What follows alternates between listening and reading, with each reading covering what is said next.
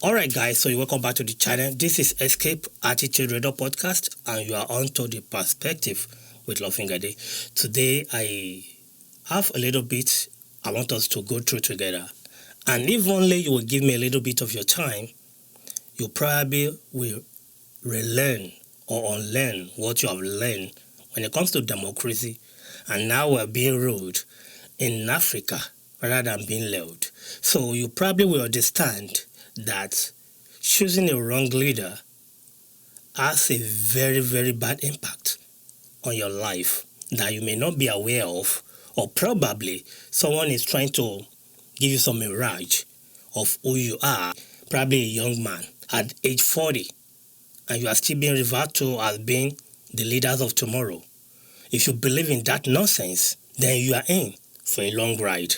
But today, I really want us to go through this together. And we're going to be looking at some analysis, some pictures, past events that has took place, which will kind of probably detox our thinking or way of life. Maybe that will give us the true meaning to what democracy should be.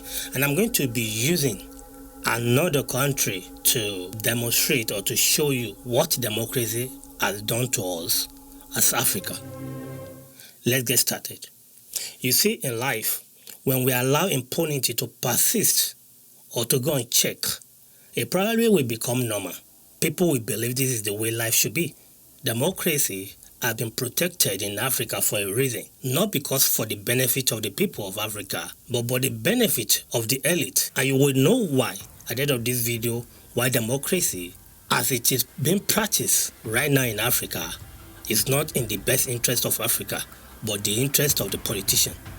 Let's look at this way. What is democracy?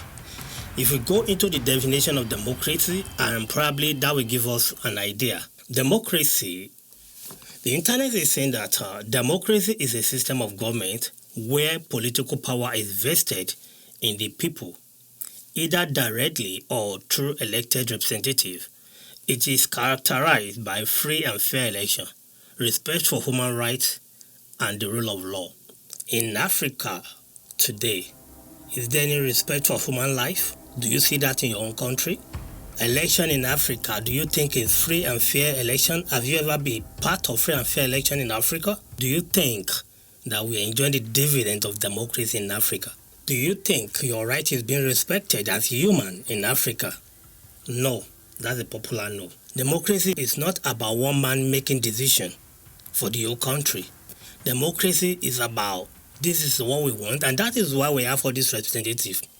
Now we have representatives in the Senate that their interest is what will go in their pocket, that the reason for all those representatives is to be a voice against a dictatorship, to be a voice against a tyranny government.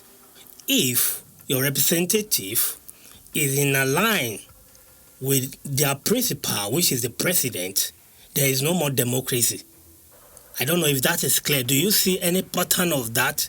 Most especially in Nigeria, as we're talking right now, that our representatives are in line with the president. We should never be so. If all the representatives are in the pocket of the president, it means nobody questions their authority or the decision they make, which make it very, very or extremely dangerous for the country. That is not democracy.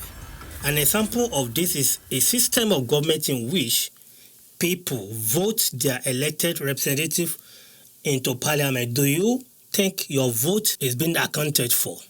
Are we doing election or we're doing selection in Africa? To me, I do not see election. I see a selection under the pretense of an election. I only see election as an exercise in order to select a preferable candidate. That is what I see. What this is trying to tell us is that in democracy, nobody should be sidelined. All voice must be heard. Your voice can't. You should be not harassed for voicing out your opinion. You should not be harassed for being discontent or being in disagreement with the current administration or whatever it is. Your voice should be heard. Your rights should not be trampled upon. That is democracy. Is that what we're running in Africa? Is that what we're running in Nigeria? I think you know the question. You know the answer. So let's go to the main thing that I want us to go to. If you look at what I have here right now, what is democracy? Can you say democracy is working in Africa? I want you to ask yourself this question. Is democracy working in Africa right now? The answer is no. Democracy is not working. There's nothing wrong with democracy. But what is wrong with democracy is how it is being practiced in Africa as a whole. If democracy is not working, why are we still practicing democracy? Do you know why we are still practicing democracy? Because we believe that it's the best system of government. We believe that the military are too hard on us. So we choose democracy as our own system of government. But are we truly democratic?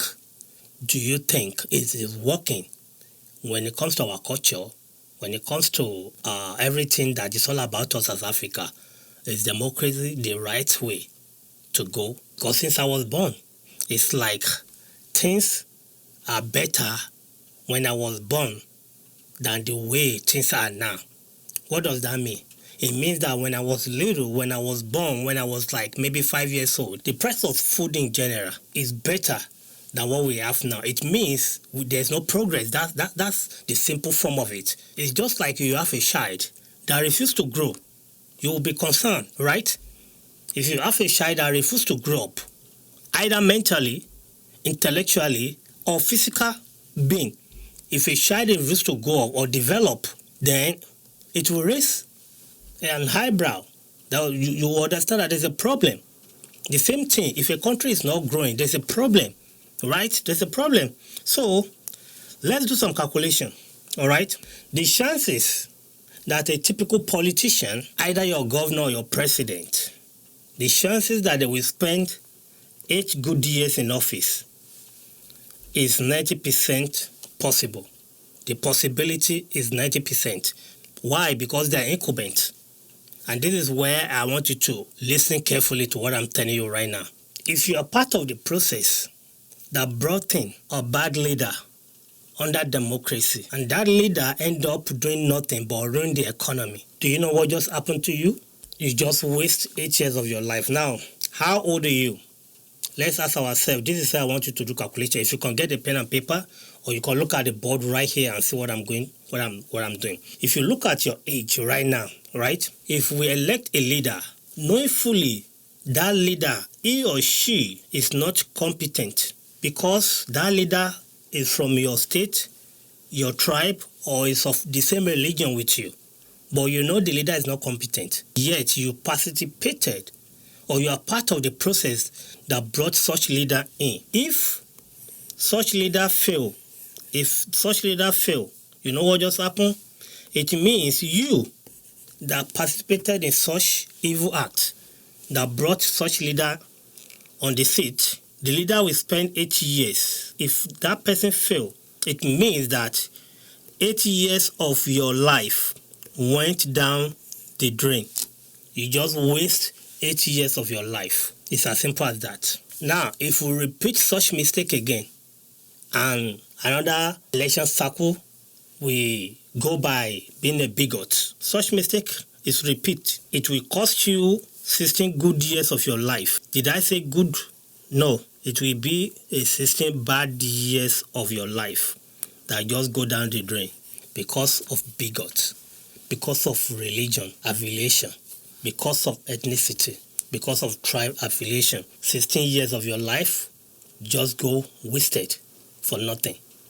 Add that 16 years to your life. Let's assume if you are 18 years, which is the legal age that you can vote in Nigeria, if you vote based on being a bigot, if your vote is based on all this, race, religion, ethnicity, if that is what you base your vote on, if you multiply this by 2, right, you have 18 good years if you happen to be the type that participate in electing bad leader.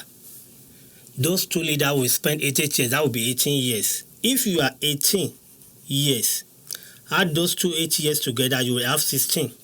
If you add that 16 to your age, you are now 34 years. 34 good years. That is your age. Are you still the leaders of tomorrow? That's my question to you. Are you now a leaders of tomorrow at 34 years just because of bigots? Just because of a religion affiliation?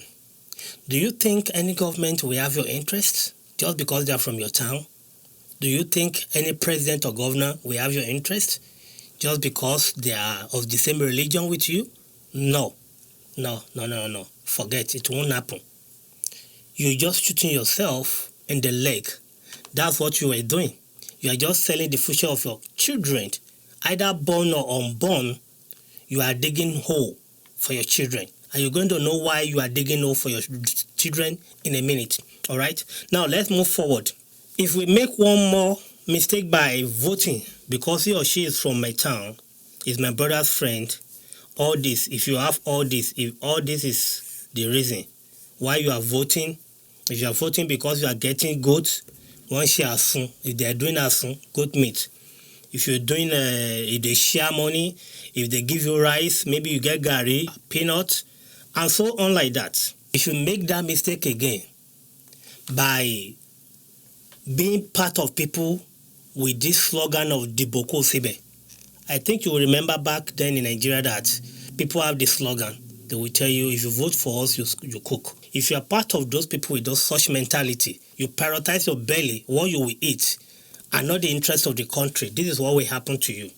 At age 34, if you make such mistake again, you will be 34 years of age. If you had a bad leader again to it, the chances that that leader will spend 8 years is guaranteed. Add the 8 years now to your 34 years. You are now 42. Your age will be 42 years. Are you still the leaders of tomorrow at 42 years? Maybe you don't understand. How old is Ibrahim Traore right now? Maybe that's too far away from you, right? It's too far. How old is Babangida when he took power? How old are the former leaders of Nigeria when they took power? You will be surprised that most of them are in their 30s. They have been leading in their 30s. I understand it's not everybody that will be a leader. We can't all lead. But this is just a concept to make us understand that don't fall for that leaders of tomorrow anymore. It's a prank to keep you or perpetually poor, okay? And if you are still the type that participates in collecting money from politicians, if you are the type that collect money before you vote, you are in for a long ride. You are digging hole for your children, either born or unborn. You are digging hole for them, and you understand. Now you are 42 years, right? 42 years living with your parents. The economy of the country cannot afford you to rent a house on your own. And if you rent a house, maybe 1 bedroom, you hardly add money to pay. Whatever you are collecting as a salary is not even enough to feed. In return, you have to go back to your father's house to go and manage. At 42, you're still living with your parents, and you are the leaders of tomorrow. Is this the will of God for your life? Or is the will that you write or wrote for yourself by collecting, the Boko Sebe, by collecting peanuts while selling your future and that of your unborn generation? The reason why you cannot marry, pay rent, or fulfill your life is because you've mortgaged your future to the politician by collecting all those food items. That's the reason you cannot marry at 42, because you are not financially stable because of the economy. Is this making sense now? Is it making sense? No. Maybe it's not making sense. I ask again, is democracy still working for you at age 42? Is democracy still working for you? Let me show you the reality of life. When politicians, if they want to receive treatment, what do? They travel abroad to get treatment. Can you travel overseas to go get treatment? Maybe the answer is no. Yeah, no. Do we have hospital in Nigeria? Yes. Is it functioning? Maybe 20% functioning. The chances that you will die of not being able to buy a 10,000 naira medicine is very high now in Nigeria. I want this reality to settle in with you. You probably heard of it, but you do not take it serious. Politicians, they send their families, they send them abroad to study and to enjoy good life. Okay? Can you send your own children abroad? No. Why do they send their children abroad? They know Nigeria is not worth it for them. They send their children abroad to go and learn, study. When the time is right, you see those politician children abroad, their children will come back home. All right? They will introduce them to politics. Once their own children is being introduced to politics, do you know what will happen? Recycling. By that time, you will be old. You can't even run for office. And you already have your own children that are still struggling. You know what's going to happen? Your children can't be in politics. Do you know why? They don't even have the money to buy ticket to run for office. Your children don't have the money to buy ticket to run for office because they make it so expensive now that if you want to be a governor, you may need up to 50 million to buy a nomination form. If you want to be a president, you may be looking into 100 million to buy a nomination form. Tell me where you're going to get that. So already there's been a system put in place to take out the good people out of the system. Only those who can afford the money will be in the system. And those people mean nowhere for Nigeria or Africa. So their children will come back home when they study abroad, live a good life. They will come back home when the time is right. They will introduce them to politics. The children will run. Your children living in poverty due to the fact that the politicians fail to do what is right, that can help your own children get a hang of life, that will give them the opportunity in life. They took it away from your children. They gave it to their own children. Your children will serve the politician children. Yes. Is it making sense? Is it making sense, right? You're getting the real picture. That your children is going to serve politician children. Is that what you want for yourself? Is that what you want for your life? Are you going to suffer and watch your own children suffer? Are you going to be a slave to a politician? And now your children is going to continue the lineage to be a slave to the son of politicians. Is that what you want? You know you can change that. Yeah, you can change it. And we're going to get to how you're going to be able to change that. But let's continue. Like I said, if you don't change right now, your children, they are going to serve the politicians' children. When they come back to Nigeria or Africa, your child will vote and the cycle will continue. Your poverty will continue. The politicians' wealth will continue. If you like that, you don't need to change your ways. Just continue being a puppet. Continue being the Boko Sebe. Why your kids, your children, will carry on your lineage and the politicians' children will carry on their own lineage. If you are fine with it, I have no problem with you. All right? If that's what you want, lo and behold, continue. But this should be a wake-up call for you. Let this be a wake-up call for you. The only change we need is you. Yes, you. I'm talking to you. You are the change that we need in Africa. You are the change that we need in Nigeria. See, all you need to do is change your mindset about politics. Vote based on merit, okay? Let your vote be on merit. Make sure your vote is based on track record and good character. Do not vote because it's our godfather. Do not vote because it's from a town. Do not vote because we are of the same faith or religion.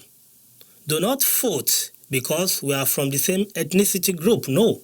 Vote based on merit, good character, good track record. Just because I'm from your town does not mean if you vote for me, I'm going to do something good. Look at my president. Look at my past. What have I achieved? What can you say of me that make me worthy of such position? You are not only giving someone power, you are giving someone the power to determine your tomorrow. And are you just going to do that based on ethnicity group? Are you going to do it because that person is a pastor? Are you going to do it because he's an imam? No. You do it based on merit. Do they deserve it? Can you trust them with your future? If you cannot, why are you voting for them? I'll leave that for you to answer. All right? Now that you are now 42 years, I will ask you again, how is democracy working for you? If democracy is working at the age of 28 years, as a man, you should be sure of what the future holds for you in a developed or sane country. If you are 21, you already know what's going on with your life. A lot of you today in Africa are of marriageable age. They are ready to get married, but they cannot get married because how are they going to feed the wife? What about if they start having children, how are they going to cater for them? Someone that cannot feed himself, how is going to be able to feed another woman? Nah, that can't happen. So, you see what your decision of the Boko Sibe, do you see what is causing you? The decision that you made, that you have to collect money before you vote. Do you see where it's landing you now, right now? Do you see you are not only hurting yourself, but you are hurting your unborn child? You are hurting their future. You are mortgaging their future. Do you know that? Do you know that? So think about it. Like I said, there's nothing wrong with democracy. Is it a democracy when government will prioritize an SUV over building a good school? A lot of kids study. When the rain is falling, their classroom is flooded and they will sit there studying. Some study under the tree. If government will not prioritize SUV over all this, that is when it is a democracy. But if government will prioritize 150 million SUV over giving us good school, giving us stable energy, giving us good road, infrastructure maintenance. If government cannot do that, there is not democracy. If government will not allow freedom of speech, it's not democracy. Before we conclude, I would like to show us something right here, okay? We're going to look at all these pictures that I want to show you, okay? And this will be a wake-up call for every one of us if you look at all these pictures. What Dubai looked like before it boomed, okay? Look at this. These are pictures of Dubai, all right? Let's see if I can get all this out. This is Dubai. All these pictures you are looking right here, they are Dubai. They're Dubai. And trust me, Nigeria is more than this. Look at Dubai now. Look at Dubai now. You see, these are image of Dubai. So if you look at this, this is Dubai in 1970. Look at this. If you look at this, all right, this is 1970 and this is 2025. Dubai. Do you see this image? Why did I show all this picture? The reason why I show you that picture of Dubai is that when Dubai still looks like desert, Nigeria is growing like crazy. In fact, we are better than Japan. Nigeria is growing at a speed of light, but suddenly things just went down the drain. Why? Because of our leader. There's a video I saw, a guy in Dubai.